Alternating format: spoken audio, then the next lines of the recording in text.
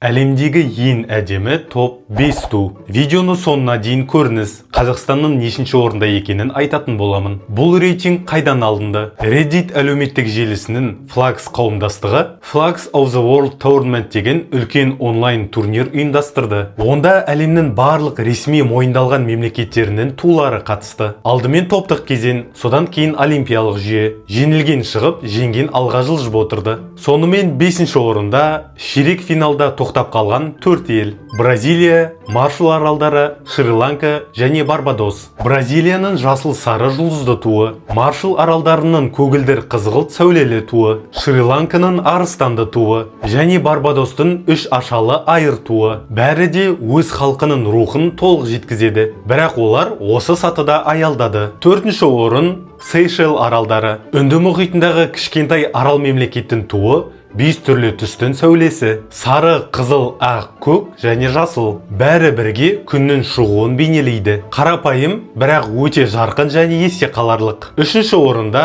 Бутан. Азиядағы таулы мемлекеттің туындағы айдаһар бірден назар аударады. Ол Бутан халқының мифологиясының символы. Мұндай тулар бүкіл әлемде бірегей болып саналады. 2-ші орында Кирибати. Тынық мұхитындағы бұл шағын арал мемлекеттің туында күн, теңіз толқыны және ұшып бара жатырған фрегат құсы бейнеленген. Табиғаты мен мәдениеті тікелей туына көшірілген. Айтпақшы, мен есімім Нұрмұхан. Әлемнің қызықты деректерін білу үшін маған жазылуды ұмытпаңыз. Ал 1-ші орында Қазақстан. Иә достар, Reddit'тің халықаралық пайдаланушылары дауыс беріп, біздің ерекше туды әлемдегі ең әдемі деп таныды. Туымыздағы алтын күн, қыран және ою-өрнек бәрі бірге ерекше үйлесім жасайды. Бұл барлық әлем мойындаған нәтиже. Ал сіз үшін әлемдегі ең әдемі ту қандай? Пікіріңізді жаза кетіңіз.